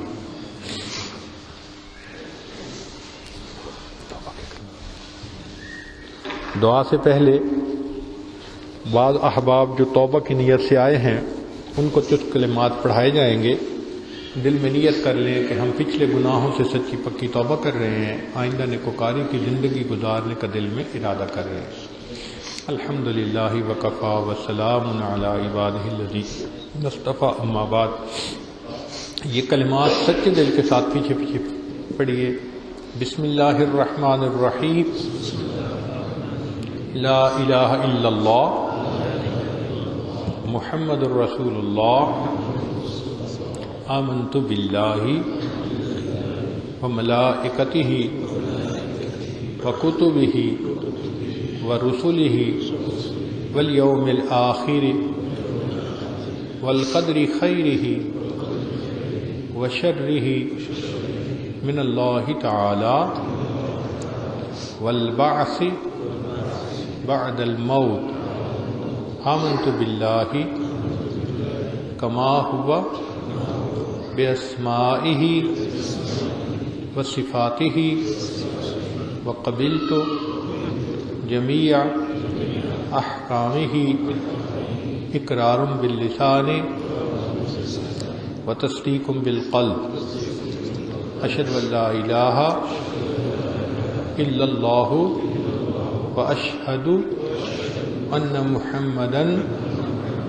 عبدہ ورسولہ، استغفر اللہ ربی من کل ذنب واتوب الیہ برحمتک یا ارحم الراحمین۔ چند معمولات ہیں، اگر ان کو باقاعدگی سے کریں تو انشاءاللہ اللہ تعالیٰ دل کو منور کریں گے۔ ان میں سے پہلی چیز ہے 100 مرتبہ استغفار صبح و شام روزانہ پڑھنا، استغفر اللہ ربی من کل ذنب واتوب الیہ۔ 100 مرتبہ درود شریف پڑھنا، اللہم صلی علی سیدنا محمد وعلی آل سیدنا محمد وبارک وسلم۔ تیسرا ہے روزانہ قرآن مجید کی تلاوت کرنا، ایک پارہ پڑھیں روزانہ تو بہت اچھا، مشکل ہو تو آدھا پارہ پڑھ لیجیے، مگر کچھ نہ کچھ قرآن مجید روزانہ پڑھنے کی نیت ہو، اور جو حافظ ہوں وہ اپنی منزل کے حساب سے پڑھیں۔ چوتھی چیز ہے چلتے پھرتے لیٹے بیٹھے ہر وقت دل میں اللہ کا دھیان رکھنا، دست بکار دل بیار، ہاتھ کام کاج میں مشغول، دل اللہ کی یاد میں مشغول۔ اور پانچویں چیز ہے ذکر قلبی یعنی مراقبہ کرنا۔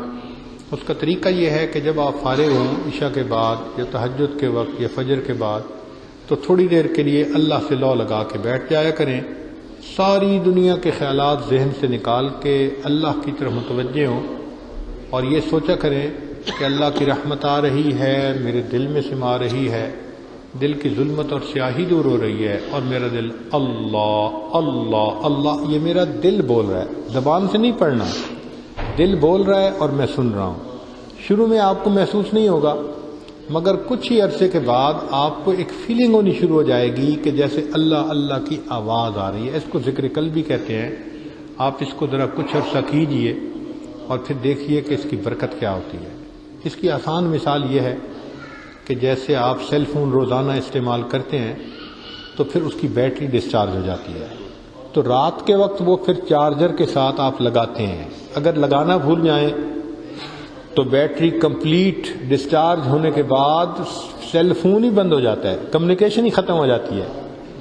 بالکل اسی طرح ہم روزانہ دفتر میں بزنس میں کام کرتے ہیں تو ہماری دل کی جو فیلنگ کی بیٹری ہے وہ بھی ڈپلیٹ ہوتی ہے، ڈسچارج ہوتی ہے. ہم روزانہ اس کو چارج کریں. اور یہ جو مراقبہ ہے نا، یہ اللہ سے کنیکشن جوڑ کے بیٹھنا، یہ گویا دل کی بیٹری کو چارج کرنے کا ایک طریقہ ہے. تو روزانہ چارج کرتے رہیں گے تو بیٹری فل رہے گی، اعمال آسان ہوں گے. اور اگر نہیں کریں گے تو آپ دیکھیں گے کہ سچ بولنا مشکل، نگاہ کا بچانا مشکل، اور دوسرے ایسے نیک کام کرنے مشکل ہوتے ہیں. تو انشاءاللہ ان اعمال کو کریں گے، اللہ تعالیٰ آسانی فرمائیں گے.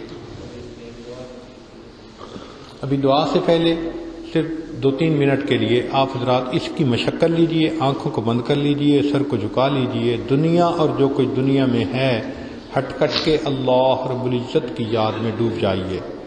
ظاہر کی آنکھیں بند کر دیجئے، من کی آنکھیں کھول لیجئے. انسان جب اپنے اندر جھانکتا ہے اسے اپنی اصل تصویر نظر آتی ہے.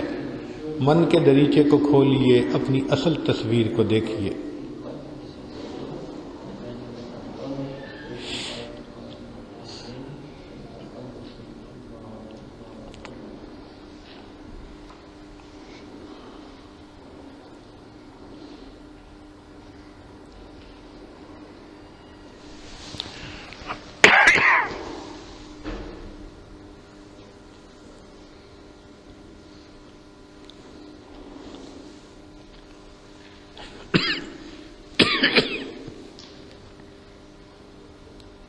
ہوا و حرص والا دل بدل دے، میرا غفلت میں ڈوبا دل بدل دے. بدل دے دل کی دنیا، دل بدل دے خدایا، فضل فرما دل بدل دے. گنہگاری میں کب تک عمر کاٹوں، بدل دے میرا رستہ دل بدل دے. سنوں میں نام تیرا دھڑکنوں میں، مزہ آ جائے مولا دل بدل دے.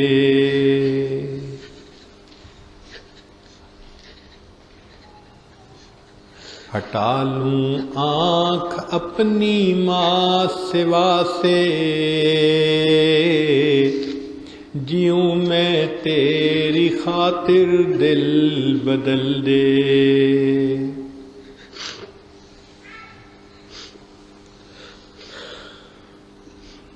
یہ کیسا دل ہے سینے میں الہی، یہ زندہ بھی ہے مردہ دل بدل دے. پڑا ہوں تیرے در پر دل شکستہ، رہوں کیوں دل شکستہ دل بدل دے. تیرا ہو جاؤں اتنی آرزو ہے، بس اتنی ہے تمنا دل بدل دے. میری فریاد سن لے میرے مولا، بنا لے اپنا بندہ دل بدل دے. گنہگاری میں کب تک عمر کاٹوں، بدل دے میرا رستہ دل بدل دے.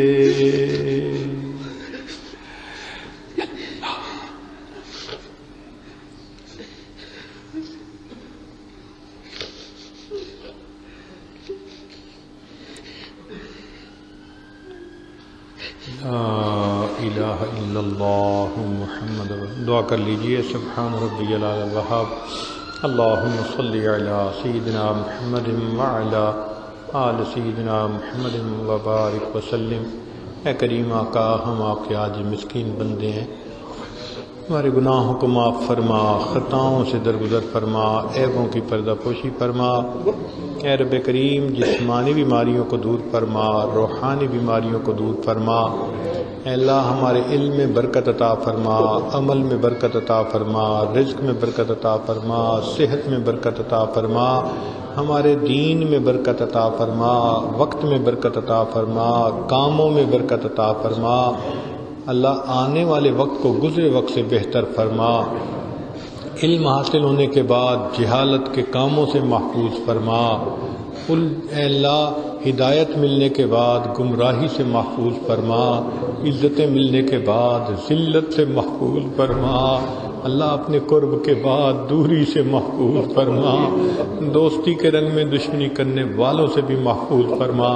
جو گناہ دن میں کیے معاف فرما، جو راتوں میں کیے معاف فرما، جو محفل میں کیے معاف فرما، جو تنہائیوں میں کیے معاف فرما، جو ارادے سے کیے وہ بھی معاف فرما، جو بنا ارادے ہوئے وہ بھی معاف فرما. اللہ، جو گناہ یاد ہیں وہ بھی معاف فرما، جو کر کے بھول گئے وہ گناہ بھی معاف فرما. اے اللہ، ہمیں معصیت کی ذلت سے محفوظ فرما، ہمیں طاعات کی عزت نصیب فرما. اللہ، پیشانی کے بالوں سے پکڑ کر ہمیں نیکی پر چلنے کی توفیق عطا فرما. اے اللہ، جس طرح آپ نے آسمان کو زمین پر گرنے سے روک دیا، شیطان کو ہم پہ مسلط ہونے سے روک دیجئے. میرے مولا، زندگی میں کبھی بھی بے سہارا نہ فرما، کبھی بھی بے آسرا نہ فرما، کبھی بھی اپنے در سے دور نہ فرما، کبھی بھی نفس اور شیطان کے حوالے نہ فرما. ہمیشہ اپنی رحمتوں کی پشت پناہی نصیب فرما. اے اللہ، امت مسلمہ کو عزت رفتہ نصیب فرما. ہمارے تینوں حرم کی حفاظت فرما. ہمیں بار بار اپنے گھر کا دیدار عطا فرما. اپنے پیارے حبیب علیہ الصلوۃ والسلام کے در کی حاضری نصیب فرما. ہمارے والدین عزیز، اقارب، مشائخ جو فوت ہو چکے ان کی مغفرت فرما. جن کی آپ نے مغفرت کر دی، قرب کے اعلیٰ درجات عطا فرما. اللہ، آج اس مجمع میں کتنے نوجوان ہیں سچی توبہ کر رہے ہیں. میرے مولا، گرم خون بھی معافیاں مانگ رہا ہے. اللہ، اگر آپ نے معاف نہ کیا، شیطان بہکائے گا، نفس بھٹکائے گا، جوانیاں ضائع ہو جائیں گی. اللہ، اپنے در سے خالی نہ اٹھائیے. اللہ، روٹی مانگنے والے سائل کو ایک در سے نہ ملے وہ دوسرے پہ چلا جاتا ہے، نہ ملے وہ تیسرے پہ چلا جاتا ہے. اس کا تو کوئی مسئلہ نہیں. مسئلہ تو ہمارا ہے کہ جن کے پاس ایک ہی دروازہ ہے. اللہ، جو آپ کے دروازے سے خالی اٹھا اسے کہیں سے کچھ نہیں مل سکتا. اللہ، مہربانی کر دیجئے، اٹھے ہاتھوں کی لاج رکھ لیجئے. ہم نے جھولیاں پھیلائی ہیں، عطا فرما دیجئے. آپ ہی نے فرمایا، وَأَمَّا السَّائِلَ فَلَا تَنْهَرْ، سوالی کو انکار نہ کرو. اللہ، ہم کمزوروں کو حکم ہے ہم سوالی کو انکار نہ کریں. ہم بھی تو آپ کے در کے سوالی ہیں. اے مالک، انکار نہ فرمائیے. اے اللہ، انکار نہ فرمائیے. اللہ، ہم نے دنیا کے فقیروں کو دیکھا، اونچا دروازہ دیکھتے ہیں تو اونچی صدا لگاتے ہیں. ان کو یقین ہوتا ہے یہاں سے خالی نہیں جائیں گے. اللہ، آپ کا دروازہ کائنات کا سب سے بڑا دروازہ ہے. اے اللہ، ہم اس امید سے بیٹھے ہیں آپ ہمارے دلوں کو نور سے بھر دیں گے، ہماری فریاد قبول کر لیں گے. اللہ، ہماری اصلاح فرما دیجئے، ہمیں اپنے مقبول بندوں میں شامل فرما دیجئے. مقامی دوستوں نے جس محبت کے ساتھ اس عاجز کو یہاں بلایا، اللہ اس کے بدلے ان کو اپنی سچی محبت عطا فرما۔ جو مسجد کمیٹی کے حضرات ہیں اللہ ان کو اپنے مقبول بندوں میں شامل فرما۔ دور قریب سے جتنے مرد آئے یا خواتین آئیں اللہ سب کا آنا قبول فرما اور گناہوں کی بخشش کے ساتھ پاک صاف ہو کر واپس گھروں میں لوٹا۔ جو نیک مرادیں ہیں ان کو پورا فرما، اٹکے کاموں کا ہونا آسان فرما، الجھے کاموں کو اپنی رحمت سے سلجھا۔ اللہ جو بے اولاد ہیں ان کو نیک اولاد عطا فرما، جو صاحب اولاد ان کی اولادوں کو نیکوکار بنا، فرما بردار بنا، ماں باپ کی آنکھوں کی ٹھنڈک بنا۔ اللہ جن گھروں میں جوان بچے بچیاں موجود ہیں ان بچوں کے مستقبل کو روشن فرما، ماں باپ کے لیے فرض ادا کرنے آسان فرما۔ ربنا تقبل منا انک انت السمیع العلیم تب علینا انک انت التواب الرحیم۔ صلی اللہ تعالی علی حبیبہ سیدنا محمد وآلہ واصحابہ اجمعین برحمتک یا ارحم الراحمین۔